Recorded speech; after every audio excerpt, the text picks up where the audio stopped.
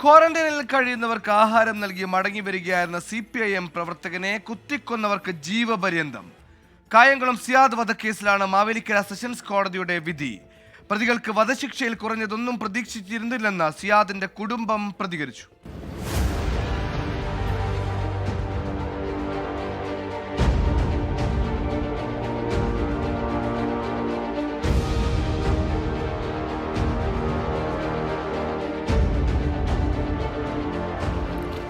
കായംകുളത്തെ CPIM പ്രാദേശിക നേതാവും സാമൂഹിക പ്രവർത്തകനുമായിരുന്ന സിയാദ് 2020 ഓഗസ്റ്റ് 18-നാണ് കൊല്ലപ്പെട്ടത്.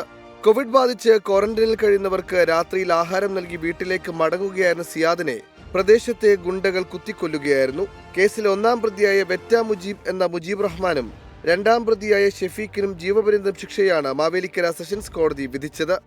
ഇത്രയും കാലയളവ് നീട്ടിക്കൊണ്ടുപോകാന്ന് പറയുമ്പോൾ ഒരു ഹീറോയിസ സംവിധാനത്തിലേക്ക് അവർ മാറുന്നു. അതിനെയൊക്കെ ചെറുത്ത് തോൽപ്പിക്കുന്ന അല്ലെങ്കിൽ ആ വിധി നമുക്ക് അനുകൂലമായി വന്നത് വളരെ സന്തോഷമുണ്ട്. നാലാം പ്രതിയായ ഷാമോന്റെ ശിക്ഷ വിധിച്ചില്ല. കാരണം വിചാരണ സമയത്ത് ഒളിവിൽ പോയ പ്രതിയെ ഇതുവരെ പിടികൂടാനായിട്ടില്ല. ഇയാൾ അറസ്റ്റിലാകുന്ന മുറയ്ക്ക് വിചാരണ തുടരും. കേസിൽ പ്രതിചേർക്കപ്പെട്ട കോൺഗ്രസ് നേതാവും വാർഡ് കൗൺസിലറുമായ കാവിൽ നിസാമിനെ കോടതി കുറ്റവിമുക്തനാക്കിയിരുന്നു.